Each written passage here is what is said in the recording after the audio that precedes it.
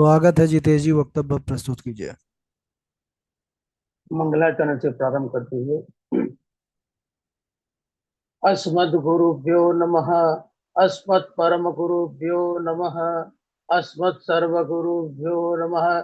श्री राधा कृष्णाभ्यां नमः। श्रीमते रामानुजाय नमः। लंबोदरं परम सुंदरमेकदन्तम् पीताम्बरन्द्रनयनं परमं पवित्रम् उद्य दिवाकरनिभो ज्वलकान्तिकान्तम् विघ्नेश्वरं सकलविघ्नहरं नमामि। शरीरं स्वरूपं ततो कलत्रं यशश्चारुचित्रं धनं मेरुतुल्यं मनश्चैनलग्नं श्रीगुरुरङ्घ्रिपद्मे ततः किं ततः किं ततः किं ततः किं नारायणं नमस्कृत्य नरं चैव नरोत्तमं देवीं सरस्वतीं व्यासं ततो जयमुदीरयेत्। जयतु जयतु देवो देवकी नन्दनोऽयं। जयतु जयतु कृष्णो कृष्णवंश प्रदीप। जयतु जयतु मेघ श्यामल कोमलांगम। जयतु जयतु पृथ्वी भारनाशो मुकुंद कृष्ण तदीय पद पंकजबंजरान्ते अद्यैव मे विशतु मा नगराजंस प्राण प्रयाण समये वफवातपितैः कंठावरोधन विदौ स्मरणमुकुतस्ते बर्हापीरं नटवरवपुः कर्णयो कर्णिकारं बिभ्रदवास कनककपिशं कनककपिशं वैजयन्तीं च मालां रन्ध्रान् वेणुरुरधरसुधया पूर्णयं गोपवृन्दैः वृन्दारण्यं त्वपदरमणं प्राविशद्गीतकीर्ति करारविन्दे नवदारविन्दम् मुखारविन्दे विनवेशयन्तम् वटस्य पत्र सपुटेशयानम् बालम् मुकुन्दम् मनसा स्मरामि। रामाय रामभद्राय रामचन्द्राय वेदसे रघुनाथाय नाथाय सीताया पतये नमः।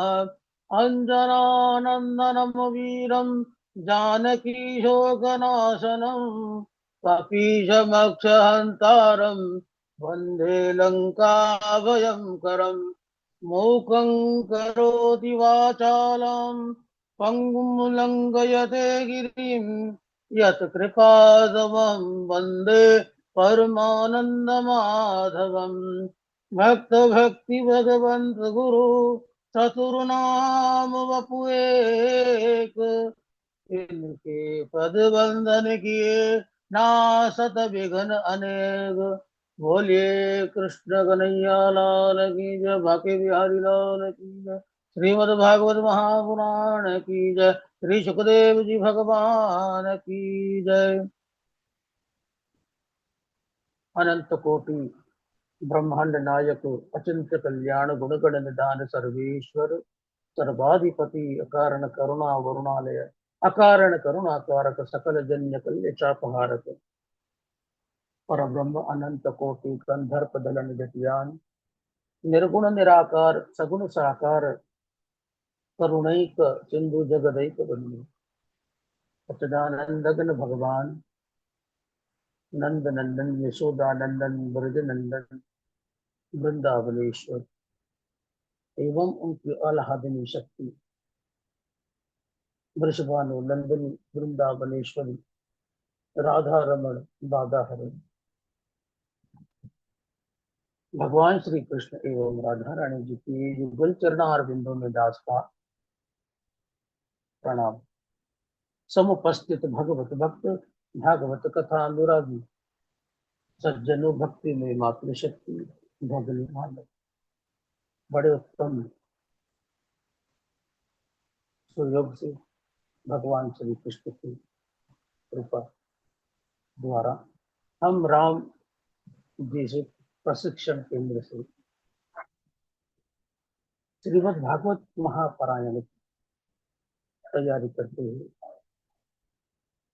किस प्रकार परमहंसों की सहिताओं को कथा के रूप में वर्णन किया जाता है, किस प्रसंग को किस रूप में भक्ति भाव से लिया जाता है, वक्तव्य देते हुए सभी सज्जनों के भगनी बांधवों के भीतर विराजमान उस परमात्मा को प्रणाम करते हुए सिया राम मैं सब जग जानी करहूं प्रणाम जोर जुग पानी।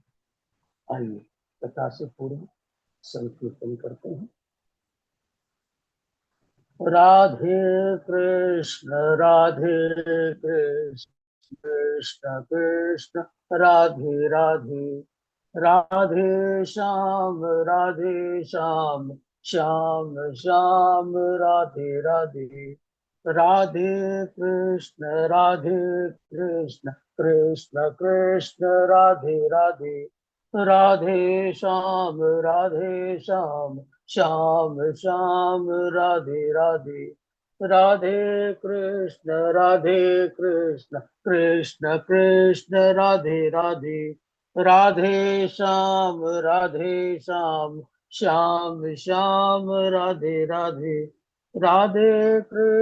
राधे कृष्ण कृष्ण कृष्ण राधे राधे राधे श्याम श्याम श्याम राधे राधे राधे कृष्ण कृष्ण कृष्ण राधे राधे राधे श्याम श्याम श्याम राधे राधे राधे कृष्ण कृष्ण कृष्ण राधे राधे राधे श्याम श्याम श्याम राधे राधे श्री कृष्ण गोविंद हरे मुरारी हे नाथ नारायण वासुदेव श्री कृष्ण गोविंद हरे मुरारी हे नाथ नारायण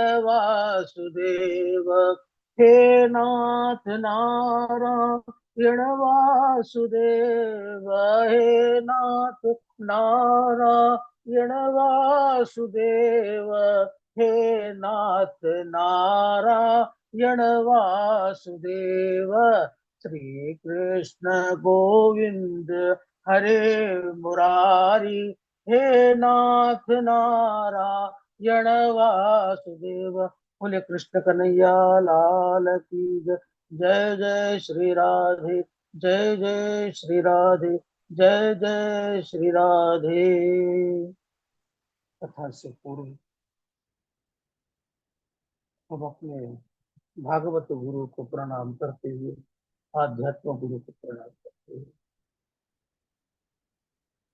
अज्ञानतिमिरान्धस्य ज्ञानाञ्जनशलाकया चक्षुरुन्मीलितं येन तस्मै श्री गुरवे नमः। अपने आध्यात्म गुरु अपने भागवत गुरु के चरणारविंदों में कोटि कोटि नमन करते हुए पूर्व का जो प्रसंग था, अंत में ब्रह्मा जी भगवान श्री कृष्ण के चरणों में प्रणाम किया, उनकी परिक्रमा की और ग्वाल वालों को जीवित तथा स्वस्थ किया और अपने धाम को चले गए। आज का प्रसंग, यहाँ से ग्वाल वालों ने बछड़ों को लाते हुए श्री कृष्ण को देखा तो कहने लगे, कन्हैया जल्दी जल्दी आओ, तुम्हारे बिना अभी हमने एक और भी नहीं खाया। श्री कृष्ण ने ग्वाल बालों के साथ भोजन किया और ब्रज की यात्रा की। आज 1 वर्ष के पश्चात ग्वाल बालों ने अपने घर में जाकर बताया, आज कन्हैया ने एक बड़ा भारी अजगर को मारा। भीम का सुर का उधर परीक्षित जब भगवान श्री कृष्ण ने 6 वर्ष के हो गए तो गोपाष्टमी को उन्होंने गायों की पूजा की और गायों को चराने लगे। एक दिन वन में गौए चरा रहे थे। उसी समय श्रीधाम श्रीधामा नाम का एक ग्वाल ने श्री कृष्ण और बलराम से कहा, भैया, यहाँ से कुछ दूरी पर बड़ा ही सुंदर ताल का वन है, जहाँ इस समय ताल के फल पके हुए हैं, जो बड़े ही स्वादिष्ट हैं। खाने की हमें बहुत इच्छा है, परंतु गधे के रूप में वहां एक धेनुकासुर नाम का असुर रहता है, जो उन फलों को हाथ भी लगाने नहीं देता। श्री कृष्ण और बलराम ने जब यह सुना, ताल वन पहुंच गए। बलराम जी ने एक वृक्ष को पकड़कर हिला दिया, जिससे सभी फल पृथ्वी पे गिर गए। फलों के गिरने का स्वर जब धेनुकासुर ने सुना, दौड़ता हुआ बलराम जी को मारने आया। बलराम जी ने उसके पीछे के दोनों पैरों को पकड़ा और आकाश में घुमाया, एक पेड़ से दे मारा, जिससे उसका गोविंदाय नमो नमः हो गया। उसके और साथी युद्ध करने आए तो श्री कृष्ण और बलराम ने उनका भी गोविंदाय नमो नमः कर दिया। कालिया मर्दन लीला। परीक्षित, एक दिन भगवान श्री कृष्ण ग्वाल बालों के साथ गौवे चरा रहे थे। गर्मी का समय था। गायों को बहुत जोर की प्यास लगी। अनजाने में गायों ने काली दाह का विषैला पानी पी लिया, जिससे उनका प्राणांत हो गया। भगवान श्री कृष्ण ने अपने अमृतमय दृष्टि से उन्हें पुनः जीवित कर दिया और कालिया नाग को बाहर निकालने की इच्छा से ग्वाल बालों के साथ गेंद खेलने लगे। जब भगवान श्री कृष्ण के हाथ में गेंद आई तो उन्होंने ऐसी गेंद फेंकी कि वह सीधे जाकर काली दह में गिरी। गेंद श्रीधामा की थी। श्रीधामा हट करने लगे, कन्हैया, मेरी गेंद ला कर दो, मेरी गेंद ला कर दो, मैं उसी गेंद को लूंगा, मुझे और दूसरी गेंद नहीं चाहिए। श्रीदामा के इस प्रकार हट करने पर कन्हैया एक विशाल कदम के वृक्ष में चढ़ गए, कमर में सेट बांधा और ताल ठोककर काली दह में कूद गए। काली दह में कूदने से उसका जल उछलने लगा। कालिया नाग जल के उछाल की आवाज सुनी तो श्री कृष्ण के सामने आ गया। उसने श्री कृष्ण को अपने भुज पास में बांध लिया। गाय ग्वाल बाल बछड़ों ने श्री कृष्ण को भुज पास में बंधा हुआ देखा, हाहाकार करने लगे। यहाँ ब्रज में अनेकों अपशगुन दिखाई देने लगे। उस समय मैया यशोदा, नंद बाबा आदि ब्रजवासी श्री कृष्ण को ढूंढने चल दिए और काली दह में श्री कृष्ण को बंधा हुआ देखा तो मैया यशोदा और नंद काली दह में छलांग लगाने लगे। बलराम जी ने श्री कृष्ण की महिमा का वर्णन कर उन्हें रोक लिया। श्री कृष्ण ने देखा कि ब्रजवासी दुखी हो रहे हैं, तो उन्होंने अपने शरीर को फुलाया, जिससे कालिया नाग का शरीर फटने लगा। उसने श्री कृष्ण को छोड़ दिया और उन्हें डसने के लिए फन उठाकर पैतरा बदलने लगा। श्री कृष्ण अवसर पाकर एक छलांग लगाकर उसके फन में चढ़ गए और नृत्य करने लगे। कालिया नाग के 101 फड़ थे। वह जिसको ना झुकाता श्री कृष्ण अपने पैरों की चोट से कुचल देते, जिससे उसके फड़ छत विछत हो गए, वह खून की उल्टियां करने लगा। उस समय नाग पत्नियां अपने बच्चों को आगे कर श्री कृष्ण के शरण में आई और हाथ जोड़कर स्तुति करने लगी। न्यायो हि दण्डः कृतकिल्बिषेऽस्मिन् त्वावतारः खलनिग्रहाय रिपोः सुतानामपि तुल्यदृष्टिर्दत्तेदमं फलमेवानुशासनम्।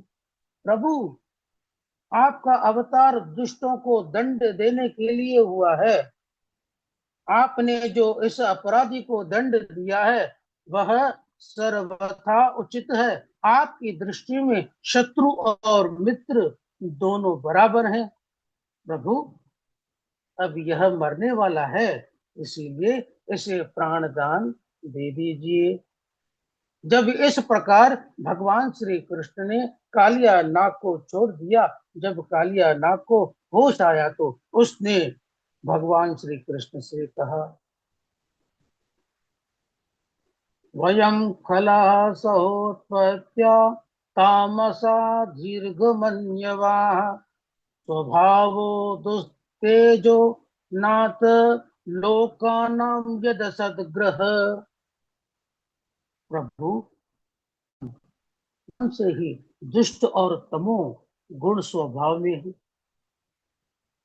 प्राणियों को अपने स्वभाव का त्याग करना अत्यंत कठिन है।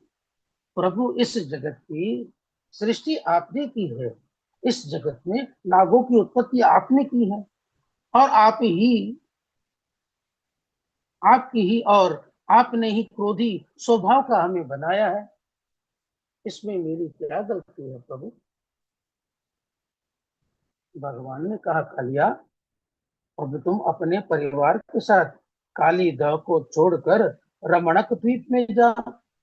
कालिया ने कहा, प्रभु, आपके सेवक गरुड़ जी वहां मुझे मार डालेंगे, इसीलिए मैं वहां नहीं जा सकता। भगवान ने कहा, कालिया, अब तो वैष्णव हो गए हो, तुम्हारे सर पर मेरे चरण चिन्ह हैं, चरण चिन्ह अंकित हो गए हैं, इसीलिए गरुड़ तुम्हें नहीं मारेंगे, अपितु तो तुम्हारा सम्मान ही करेंगे।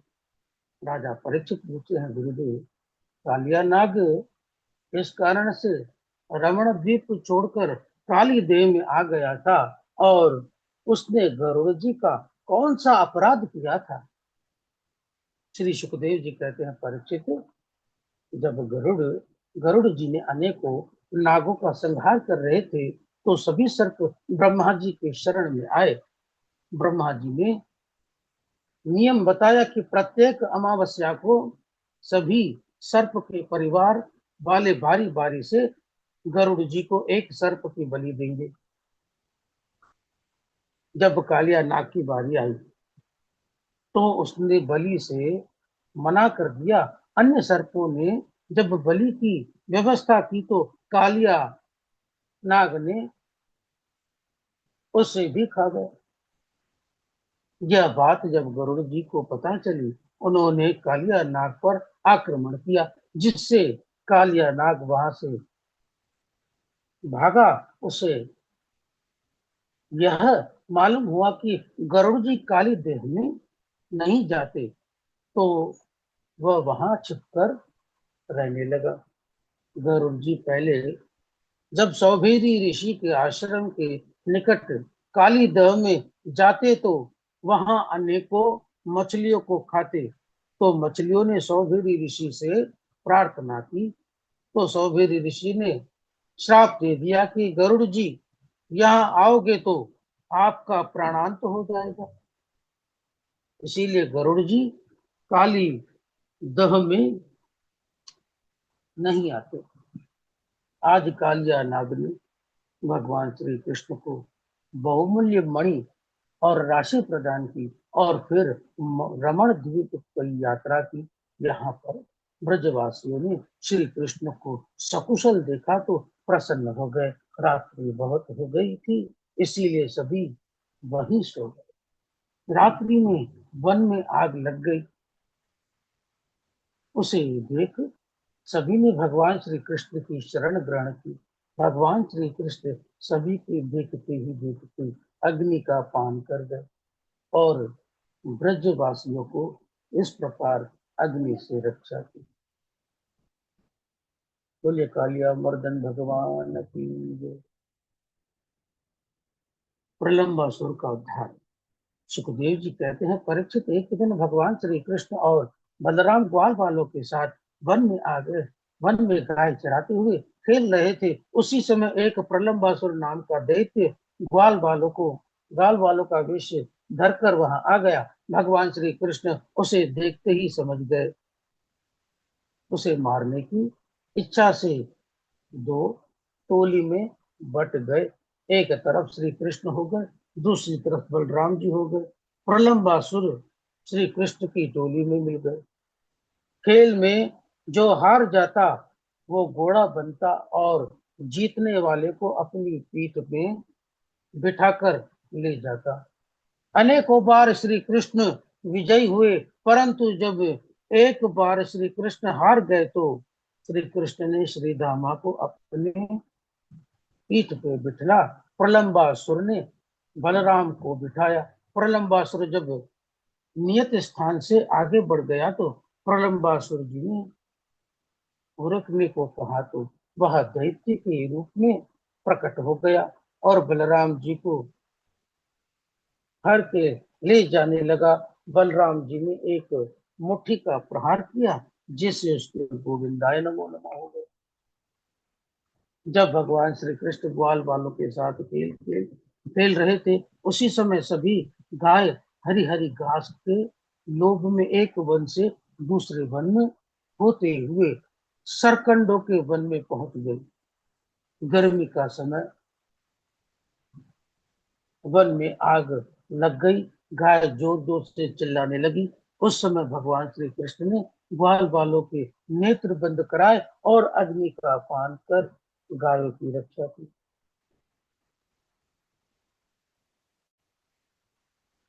ग्रीष्म ऋतु के पश्चात वर्षा ऋतु का आगमन हुआ। वह ऋतु में सभी प्रकार की जीवों की वृद्धि हो जाती है। आकाश में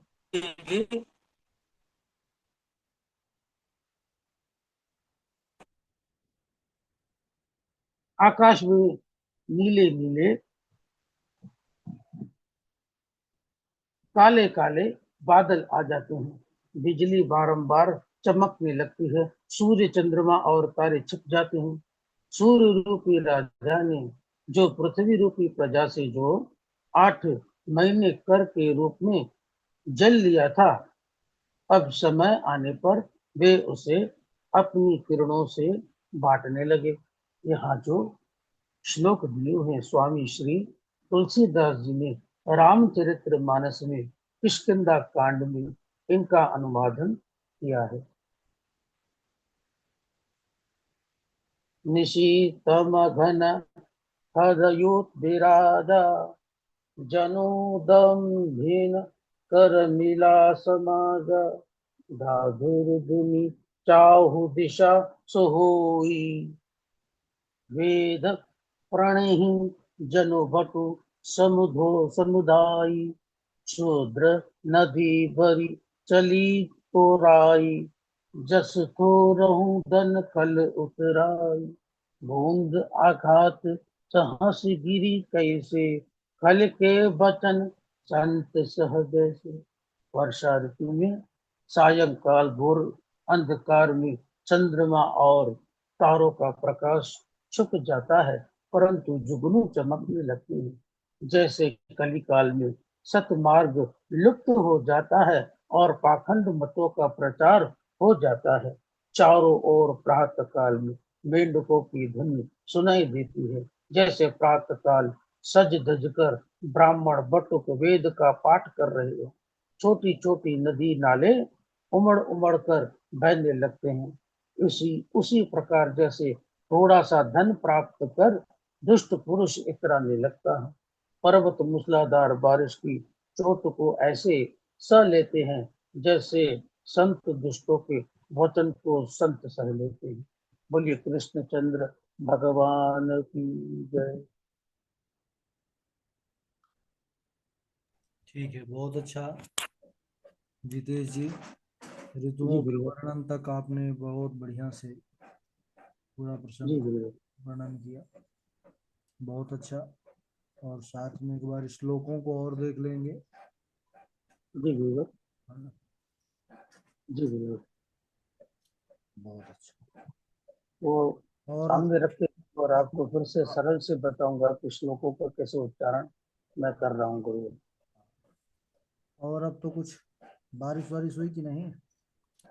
गुरुवर कल तो पूरा जैसे बारिश चालू हुई है 12 बजे, तो कम से कम 2 घंटे तो बारिश बनी हुई है। अच्छा, कुछ राहत मिली? हाँ पूरी बारिश। राहत से गुरुवर, अभी क्या फिर बारिश बंद है?